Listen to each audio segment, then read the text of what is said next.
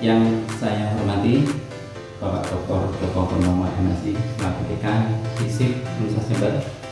Yang saya hormati tim asesor dari Cakra Wisata Indonesia yang sudah berkenan datang ke Jember untuk pertama kali mungkin. Jadi nanti sebenarnya perlu untuk nanti explore Jember bagaimana. Seharusnya mungkin baiknya kapan-kapan pas bulan Agustus ketika ada festival Jember Festival Carnival. Kemudian yang saya hormati sekretaris jurusan Ibu Panca Okawirani PhD, Bapak Ibu dosen di program studi usaha perjalanan wisata, serta anak-anak sekalian yang saya sayangi.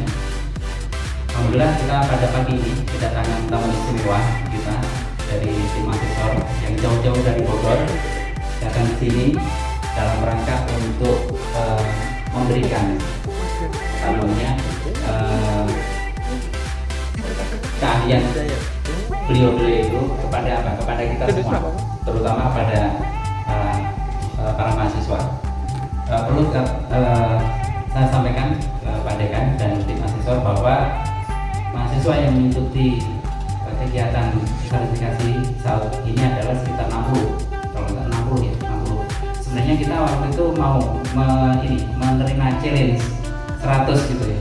Cuma karena waktunya yang itu mepet sehingga kita waktu itu rencananya 50, kemudian kita upayakan jadi 60. Alhamdulillah bisa. Jadi mungkin nanti kedepannya kita bisa atur kembali bagaimana untuk peluang sertifikasi itu bisa kita dapatkan. Dan kebutuhan sertifikasi ini kalau di program ini tidak hanya bagi mahasiswa itu Bapak, tapi untuk dosen pun sekarang dituntut untuk seperti itu ya. Jadi nanti saya pikir ketika melihat hal seperti itu kami maka berpikiran bahwa salah satu hal yang mungkin kita perlukan adalah dalam bentuk kerjasama, sehingga nanti informasi perkembangan terkait dengan sertifikasi dan sebagainya itu nanti bisa kita terima. Begitu pula nanti kalau seandainya kami memerlukan bantuan pemikiran ketika kita ada benchmarking, ketika kami ada kegiatan seminar mengundang ahli, maka dari LSP JWI saya pikir itu nanti menjadi hal yang perlu kita prioritaskan juga untuk bisa mengisi agenda akademik kita. Soal seperti itu. Dan patut berbangga bahwa ini semua atas baik hati dari asesor JWI yang bekerjasama dengan Deputi Bidang Sumber Daya dan Pengelolaan Kementerian Pariwisata, sehingga saya nggak bisa bayangkan Bu, kalau seandainya setiap mahasiswa ini dicas gitu ya. Tapi alhamdulillah ini merupakan rezeki dan ini mungkin berkahnya bulan Ramadan juga ya. Jadi sebenarnya informasi terkait ini itu tahun lalu, cuma waktu itu saya masih dalam perjalanan di luar kota, sehingga waktu itu belum sambung ya dengan saya yang dari Jakarta mungkin ya. Jadi tapi saya bersyukur pada akhirnya kami dari UPP bisa kontak langsung dengan Bu Devi dan rekan-rekan semuanya. Tidak perlu panjang kata, saya cukupkan sekian karena nanti intinya itu adalah bagaimana kita bisa kerjasama untuk nanti terrealisasi, kemudian proses sertifikasi ini juga berjalan dengan baik. Demikian dari saya. Terima kasih.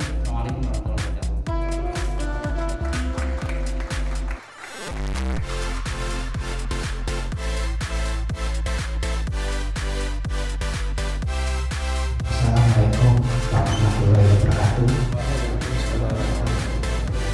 Om Swastiastu, Namo Buddhaya, salam kebajikan, rahayu, selamat pagi, salam sehat semuanya.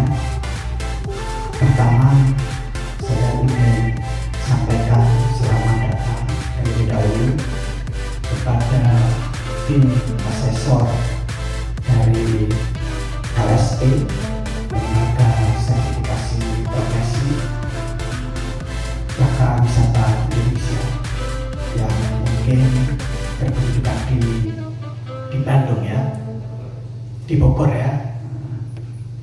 datang, dan tentu saya secara pribadi dan secara kelembagaan sangat gembira, sangat senang, karena kalau tidak salah ingat, ini adalah kali pertama barangkali ya dengan LSP Cakra Wisata Indonesia ya, dan tentu ini harus kita respon sebaik mungkin untuk tentu saja kepentingan kita ke depan, dan mudah-mudahan nanti sinergi di antara kita akan melahirkan sumber daya manusia yang sangat profesional di bidang kepariwisataan. Yang kedua, hormat saya, penghargaan saya kepada Ketua Program Diploma 3 Usaha Perjalanan Wisata, Dr. Reni Kristianto, MAG, dan hadir pula di sini rangkap jabatannya keberapa, Okta, Panca, Okta, Wirani, PhD, orangnya ada di situ. Jadi meskipun orangnya kecil, tapi energinya luar biasa.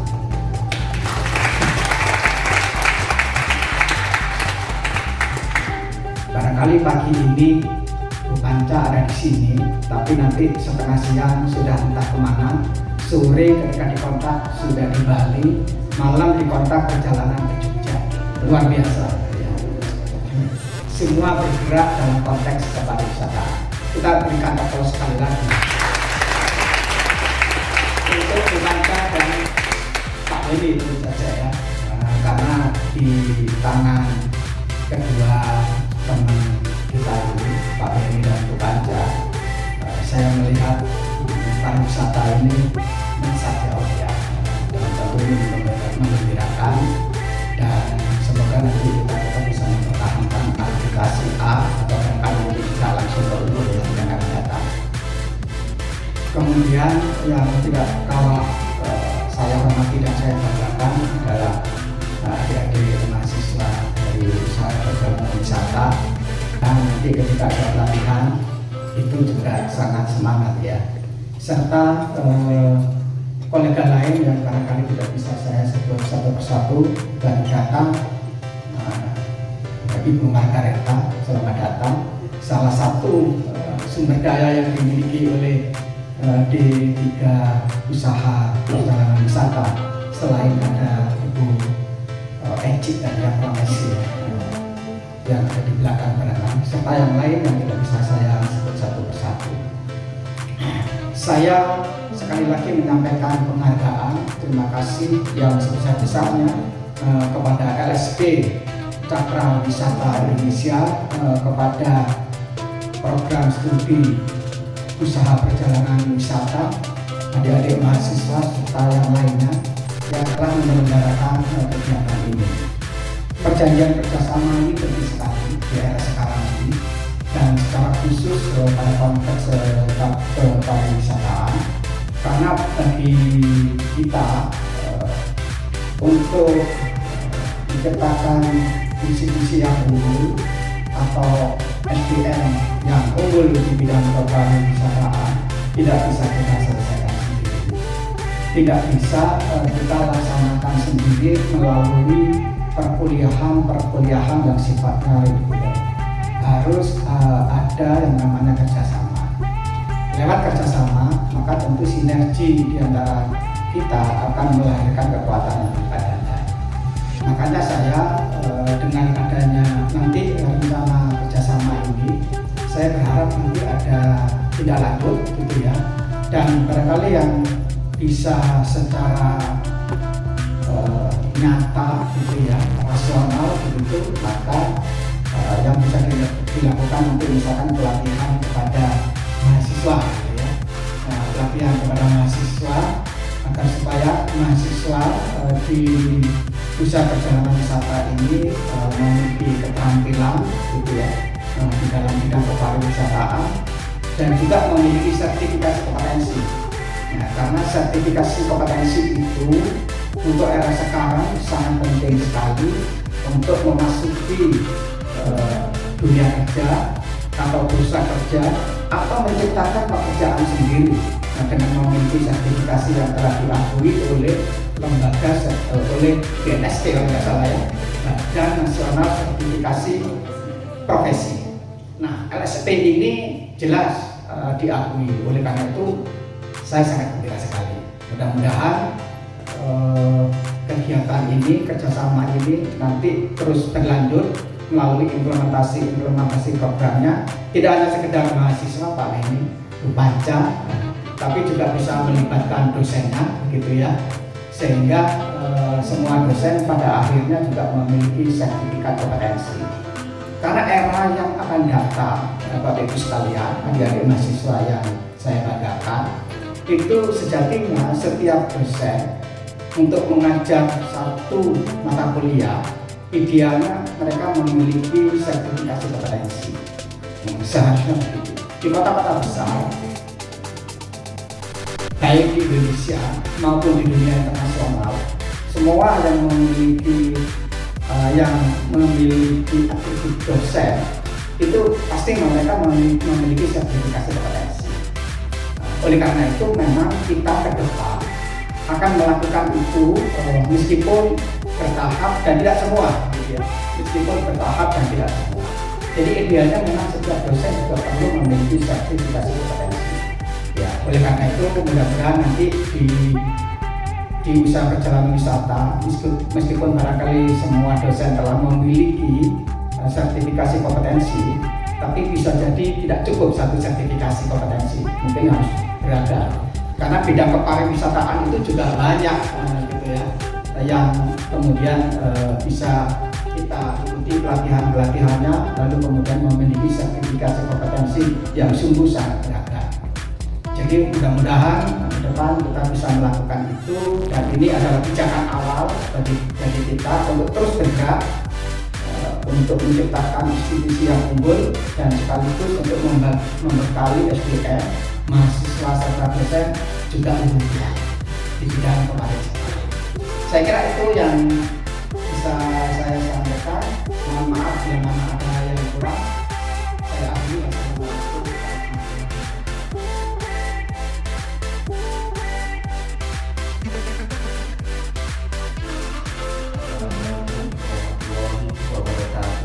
Selamat pagi semua. Terima kasih ke Pak Dekan, Pak Purnomo, Pak Kepala Prodi, Ibu dan segenap aktivitas Universitas Jember. Saya pribadi cukup senang gitu ya, akhirnya ke Jember itu terwujud gitu ya. Padahal tahun kemarin kita sempat kontak-kontakan Pak Prodi dengan Bu Eji juga ya. Akhirnya bisa diwujudkan sekarang. Tahun kemarin memang saya sempat janjian dengan mungkin Pak Dekan atau teman-teman di sini kenal ya, Pak Purnomo Sidi. Kebetulan beliau salah satu wakil ketua komisi di Partai Golkar ya, di komisi 10.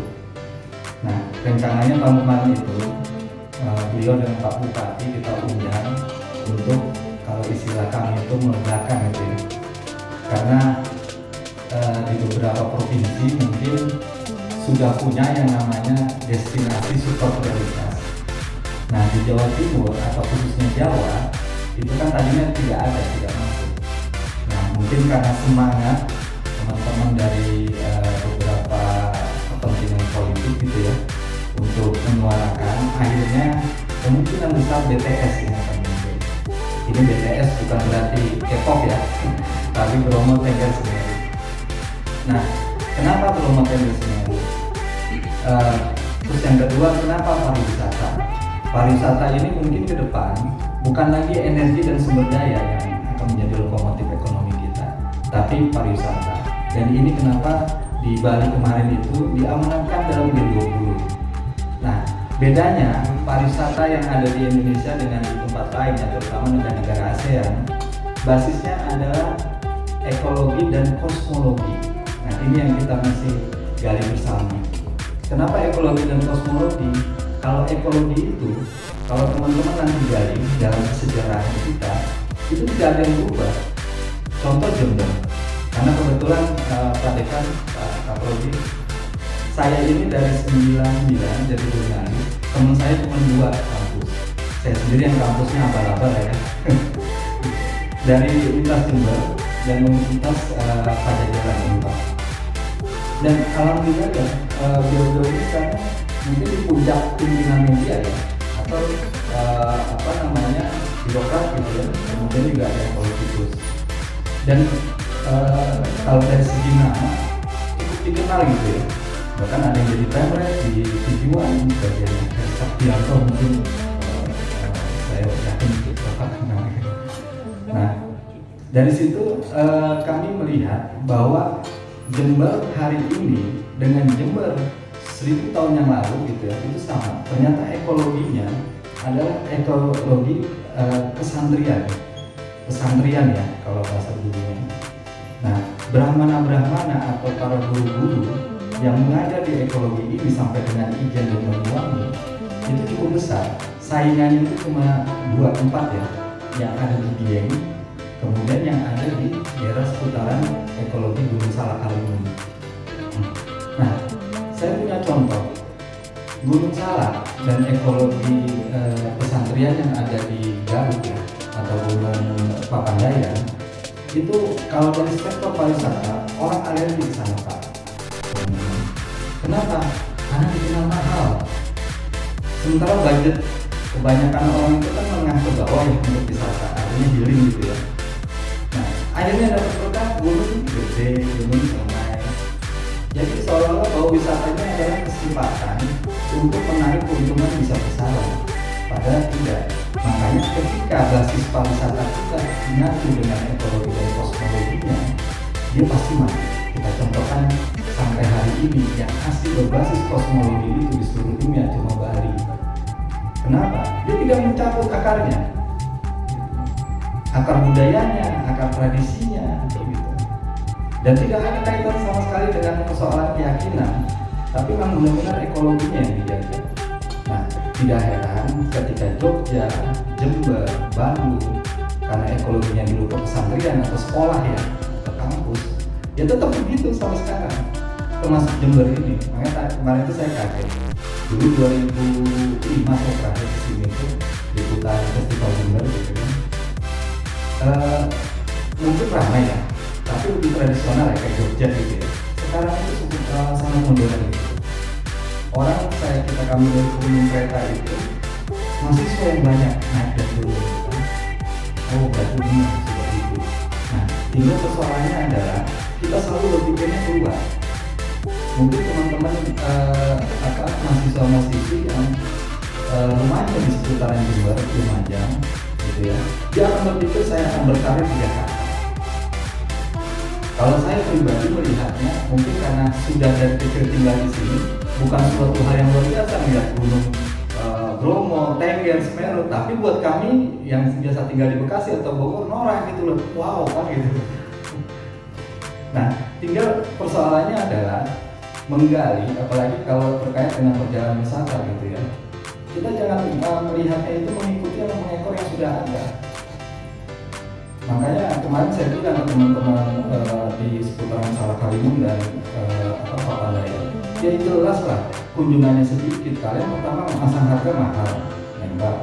Kedua, yang diuntungkan itu adalah teman-teman yang punya open trip di Instagram.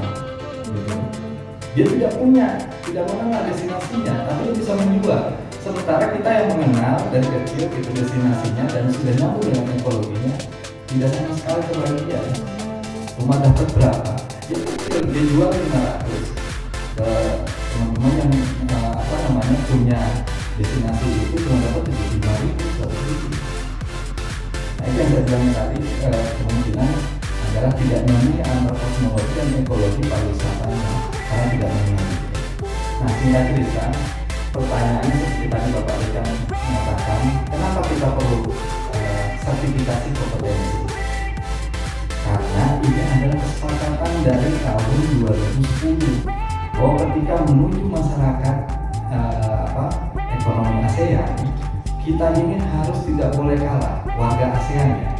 nilai unggul di sektor apapun, termasuk pariwisata ini sendiri. Kita boleh bilang, wah, pariwisata kan gitu. Tapi ketika turis, ini kejadian waktu di Pangandaran ya, ada turis dia melakukan hiking gitu ya, tiba-tiba dia jatuh. Padahal bukan salah pemandunya, salah dia sendiri nggak hati-hati. Nah, akhirnya dia juga pengadilan. Paling ini juga pemandunya lokal gitu ya. Mungkin sehari cuma berpenghasilan 100.000, 200.000 gitu. Digugat 300 juta. Apa nggak pahit itu pemandu?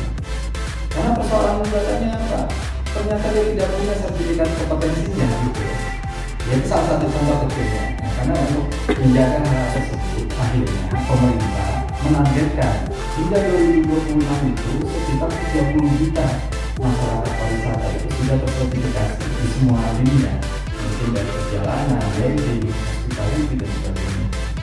Nah, untuk mencapai itu, kita ini kadang-kadang mohon maaf Pak Dekan atau teman-teman terlalu kaku gitu.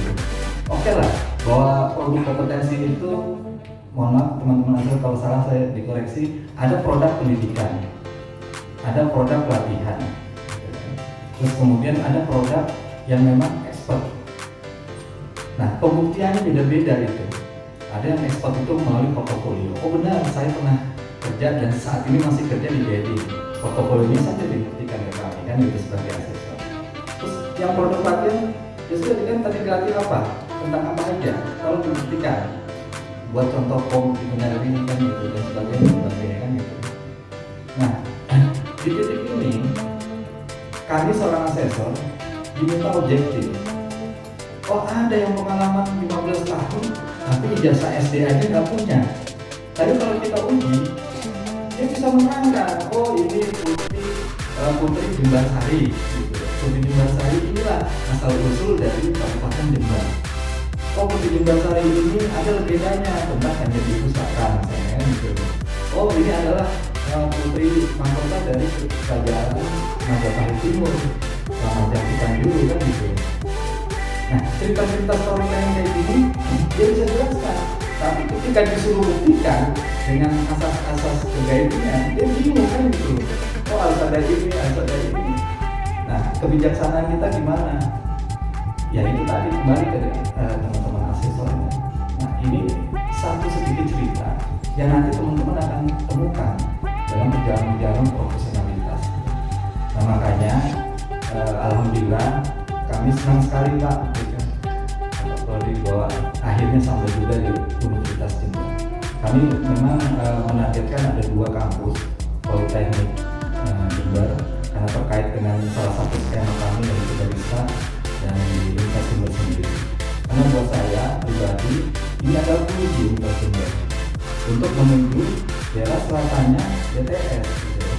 Kalau ini bisa dipegang atau digunakan kembali gitu ya secara ekologi dan kosmologinya, saya kan gaungnya akan kemana-mana. Karena saya yakin juga bahwa teman-teman yang kuliah di sini tidak hanya orang Jember gitu. Bahkan kawan-kawan saya itu kebanyakan orang Bandung, orang seputaran Jawa Tengah gitu kan. Tapi karya-karya mereka saya nggak jempol. Yang khususnya yang teman-teman jurnalistik itu menang beberapa kali kan penghargaan di tingkat internasional ya. Bahkan ada yang sekarang itu jadi editor senior itu di BBC internasional bukan BBC Indonesia ya. Nah hal yang kayak gini menarik. Apalagi kalau kita mengingat bahwa data-data yang seperti itu alumni ketika dikonekkan itu kan menjadi sebuah jaringan, entah jaringan kerja, jaringan informasi dan lain-lain. Nah saya harap Pak Dekan dan teman-teman sivitas kami diberikan kesempatan lagi tahun depan gitu. Dan kami juga berharap tidak hanya bicara sertifikasi kompetensi, tapi bagaimana kita mengalaminya kan gitu. Nah cara mengalaminya seperti apa? Itu tadi saya selalu ketika diskusi dalam pelatihan itu kita datang ke kampus itu jangan merasa belajar. Kalau merasa belajar ya kita akan jadi pembelajar terus. Tapi bagaimana kita mempraktekkan pembelajaran itu? Kemudian kita berani, gitu. Berani apa? Ya berani tadi mendiagnosakan sehingga apa? Muncul tuh namanya pisau kalau diasah terus kan lama-lama tajam juga kan gitu. Nah sama mungkin saran saya pribadi ke teman-teman mahasiswa-mahasiswa ini adalah ayo gali terus bagaimana ekologi dan kosmologi Lumajang kita menjadi apakah itu kerajaan, apakah itu keberhamanaan. Karena kalau dari situ nanti teman-teman akan lebih besar dari budaya, lebih besar dari salah satu sejarah sektor pariwisata. Kenapa kita kok tiba-tiba mendeklarasikan pariwisata adalah lokomotif? Inilah cara mungkin nenek moyang kita, leluhur kita, dan mungkin pejabat-pejabat kita menutup bahwa selatan Jawa ini kaya dengan kandungan parium dan sebagainya. Kalau itu digali Pak, habis kita menjadi penonton. Tapi kalau di pariwisata, semua orang boleh nikmatin. Cuma sekadar jual gorengan boleh kan gitu, mau bikin homestay boleh. Cuma persoalannya kita ini berani nggak, gitu kan? Berani apa? Berperan di situ. Jangan berpikir lagi di luar, karena BTS itu kalau dari amanat G20 kalau tidak salah kan, itu mungkin 20 triliun itu per tahun untuk investasi. Saya nggak tahu apakah jadi mulai pertengahan tahun ini menjadi data benar atau tahun depan. Kurang lebih itu. Maaf jika pertanyaannya, karena saya tidak juga senang, teman-teman dari juga senang. Saya katakan nanti ke depannya kalau ini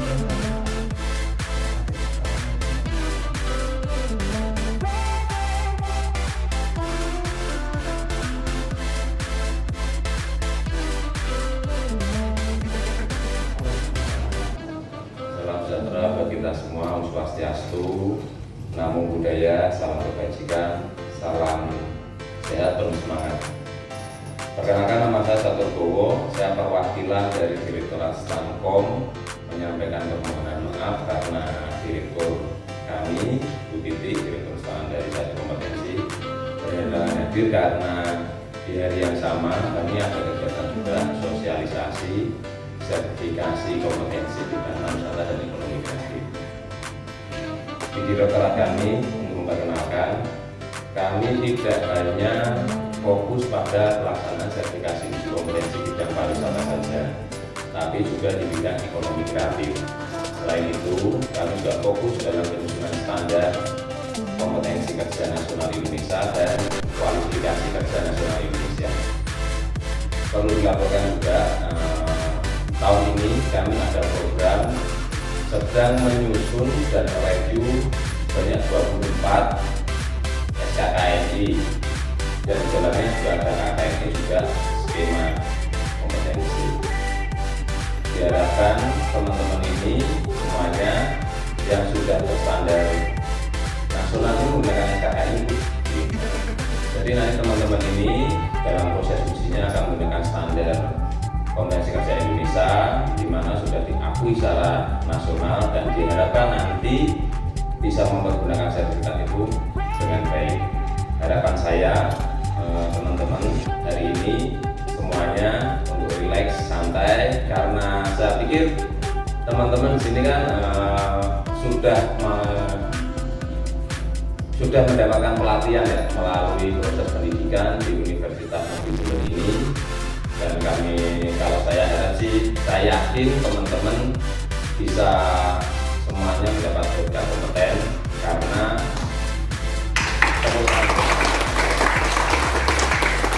sehingga nanti teman-teman ketika sudah lulus maupun menjelang kelulusan semester akhir ataupun setelah mendapatkan sertifikat kompeten, teman-teman sudah dinyatakan kompeten di bidang biro perjalanan wisata, usaha perjalanan wisata. Jadi teman-teman sudah bisa menggunakan sertifikat itu untuk terjun di dunia pariwisata, khususnya di industri pariwisata, untuk mendapatkan pekerjaan di sektor itu. Sekian, wabillahi hidayah. Waalaikumsalam warahmatullahi wabarakatuh. Terima kasih.